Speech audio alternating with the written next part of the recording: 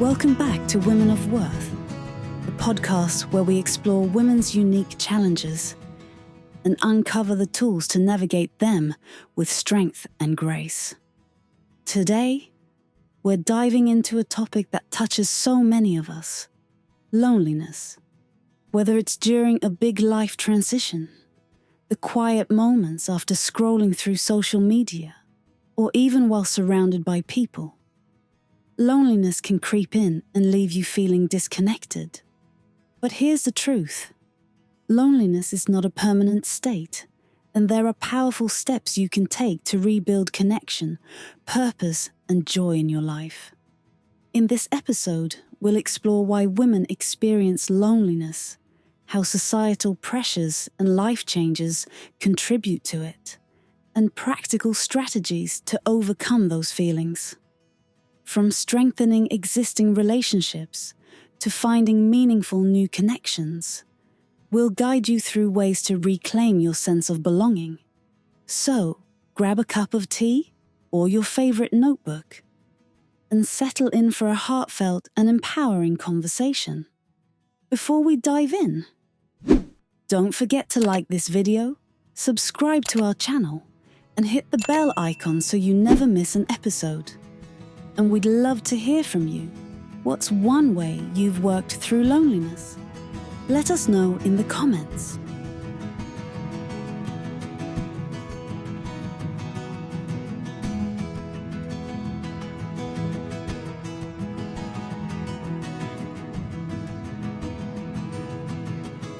Hey everyone, ready for another deep dive?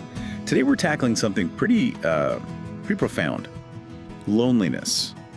And from the sources, it seems like we're particularly zeroing in on how this whole thing plays out, specifically for women, and what we can actually do about it. Yeah, loneliness is something that, a lot of folks grapple with, right? And I think, really getting into how it shows up, especially for women, can be, really eye-opening. Definitely. And, prepping for this, it struck me how easily we toss around the word loneliness. But do we ever really stop to think about what it actually means? Like, it's not just physically being alone, right? Yes.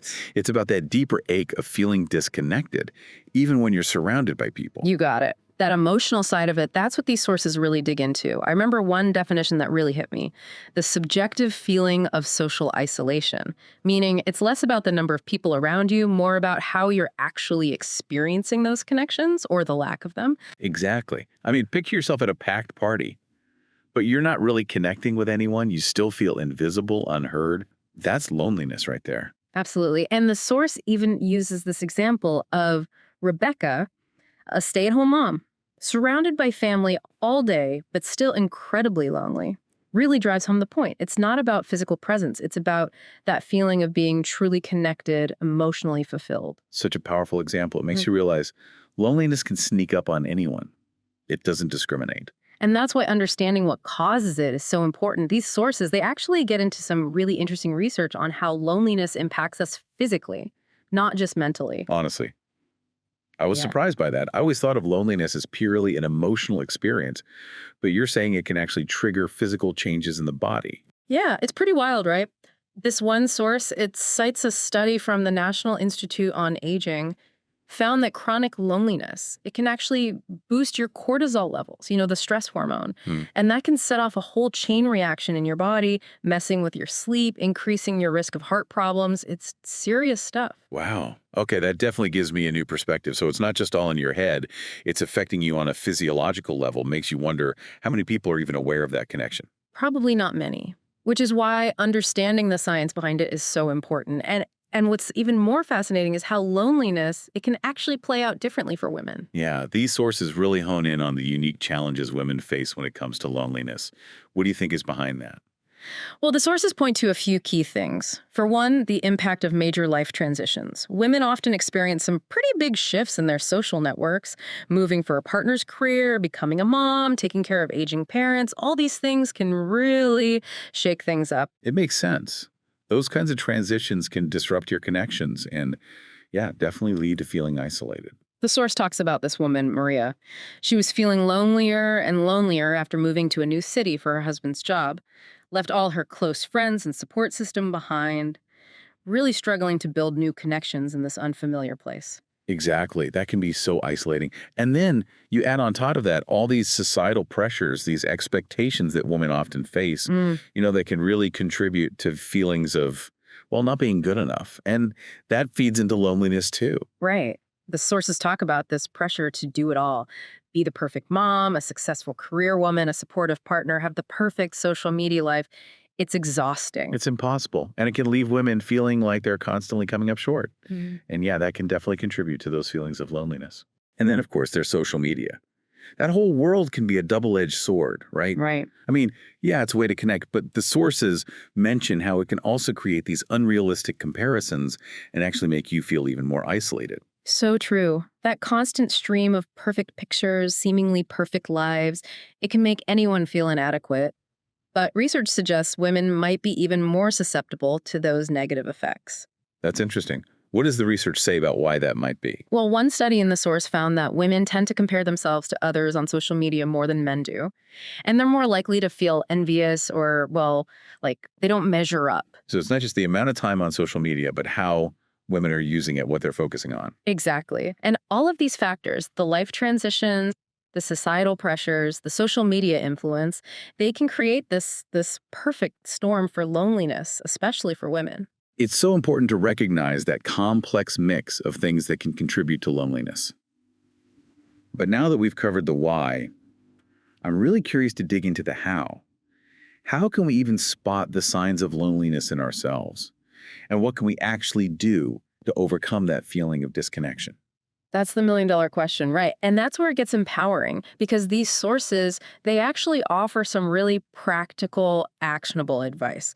So when it comes to recognizing, actually spotting the signs of loneliness, it's all about tuning in, really paying attention to your own emotions. Like, how are you feeling? What are your actions, your behaviors kind of telling you? Makes sense. Being more self-aware. Picking up on those little hints that something's not quite right. Hmm. The sources mention some common ones, like feeling down all the time, not being interested in things you used to enjoy, Hmm. or even just like pulling back from social situations. Exactly. And sometimes, loneliness can even show up physically, changes in your sleep, your appetite, how much energy you have. So paying attention to both your mind and body, basically. Yeah, for sure. And once you realize loneliness might be an issue, then it's about figuring out what to do about it. And these sources, they've got a whole bunch of practical advice for actually tackling loneliness. Okay, let's hear it. What are some of the most effective strategies they highlight? Well, one of the most basic ones is actually strengthening the connections you already have. It's easy to let those close relationships kind of slide, with everything going on in life. Oh, absolutely.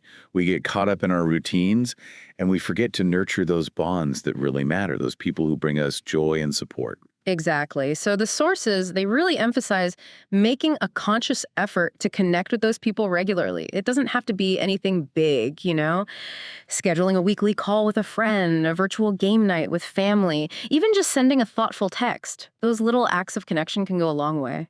I like that the source uses the example of Sarah. She started having these weekly video calls with her childhood friend, just realized how much she missed their conversations. Mm. Proof that even small steps can make a difference. Totally. And building on that whole connection idea, another key thing is actually building new relationships. This can be especially important, if you've moved somewhere new, had a big life change, or just feel like your social circle's shrunk. But putting yourself out there, meeting new people, that can be so intimidating, especially when you're already feeling lonely or unsure of yourself. What are some tips for getting past that? Well, the sources suggest focusing on your interests. Find activities, groups, things that light you up, a book club, a cooking class, volunteering, maybe even a hiking group. All great ways to meet people who share your passions and, yeah, create those opportunities to connect. I love that example from the source about Megan. She joined a painting class, and not only did she learn this new skill, but she made these amazing friends who also loved art. Exactly. It shows how finding that common ground can make meeting new people less scary, more natural. Okay, so we've talked about strengthening the connections you have, building new ones. What else do the sources recommend for dealing with loneliness? One that I thought was really interesting was the power of mindfulness and gratitude. You might not think they're directly related to loneliness, but they can be really powerful for, well, kind of shifting your perspective and finding more peace and contentment within yourself. I'm curious, how do those things help with loneliness? Well, mindfulness, it's all about being present in the moment without judgment, noticing your thoughts and feelings without getting swept away by them. And studies have actually shown that practicing mindfulness can reduce feelings of loneliness and make you feel more connected to others. Wow, so just by becoming more aware of our thoughts and feelings, we can actually change how we experience loneliness. Exactly. And gratitude, that's all about focusing on the good things in your life, no matter how small. Appreciating the people you have, the experiences you've had, even the little things that make you happy. Sounds simple, but the sources suggest it can have a huge impact on your well-being. It really can. One source even suggests keeping a gratitude journal, writing down 3 things you're grateful for each day. Simple, but it can help shift your focus away from what you're missing and towards what you have. They also share that story about Rebecca, that stay-at-home mom we talked about earlier. She started a gratitude journal and found herself noticing these little moments of joy throughout her day, like her child's laugh or the feeling of sunshine. It's a good reminder that even when things are tough, there's always something to be thankful for. Exactly. And that change in perspective, that can be so powerful when you're fighting loneliness. Okay, so we've got strengthening relationships, building new ones, practicing mindfulness and gratitude.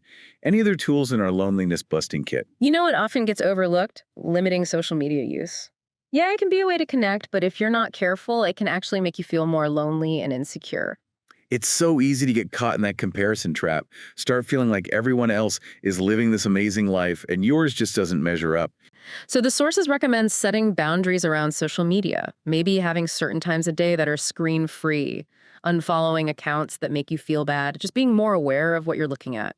The source mentions Maria, who we talked about earlier. She was feeling so lonely, even though she was constantly online. So she decided to swap her nightly scrolling habit for evening walks. Not only did she get some fresh air and exercise, but she started chatting with neighbors, feeling more connected to her community. It's a perfect example of how disconnecting from the virtual world and actually getting out there in real life can make such a difference in how connected you feel. All these strategies, they're all about taking charge, being proactive about your social life, and that sense of connection. Exactly. It's about realizing you have the power to create a more fulfilling, connected life for yourself. And speaking of taking charge, the sources also mention helping others as a way to combat loneliness.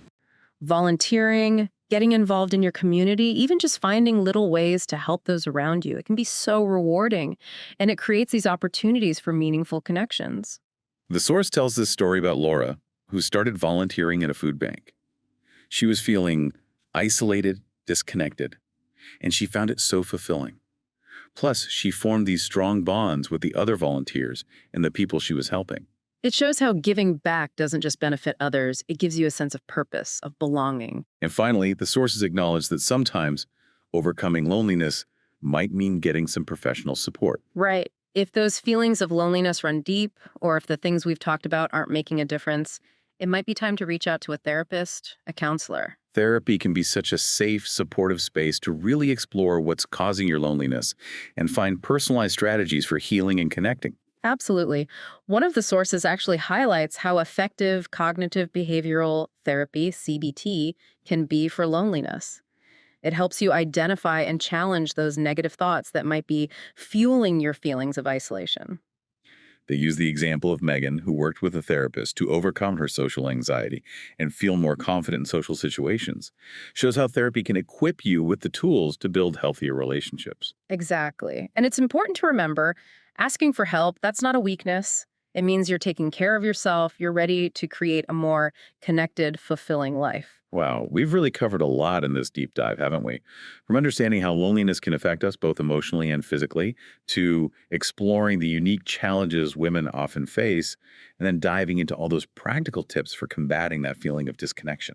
We really have. And it's been inspiring, seeing all the different ways people can find connection and belonging. There's no one right answer. And I think that's what makes this whole conversation so powerful. Absolutely. There's something for everyone in all of this, no matter where you're at on your own journey. And, thinking back on everything we've talked about, One thing that stood out to me is that the sources, they seem to suggest that loneliness isn't something to be afraid of or ashamed of. Oh, that's so important. These sources, they frame loneliness not as some personal failure, but as a signal, a natural human response to a lack of connection. It's like a wake-up call, telling us to pay attention to what we need to take action to build those fulfilling relationships. I love that reframing. It takes away the shame and helps us see loneliness as an opportunity for growth, for connection. Exactly. And I think that's a crucial message for anyone listening who might be struggling with these feelings. You're not alone, and there's nothing wrong with you for feeling this way. It just means you crave connection, and that's a totally normal human need. And the great thing is, we can create those connections. We can strengthen the ones we already have, build new ones, practice mindfulness and gratitude, do things that bring us joy, and ask for help when we need it. We've got all these tools at our disposal. We really do, and I think that's a powerful message to end on. Loneliness doesn't have to be forever. If we're aware, intentional, and willing to put in a little effort, we can all build a life filled with those meaningful connections, a deep sense of belonging. So well said. And on that note, we're going to wrap up this deep dive. We hope you found this conversation insightful, encouraging, and if you enjoyed this deep dive, don't forget to like and subscribe and share it with your friends. And remember, you have the power to create a life filled with connection and joy. Thanks for joining us.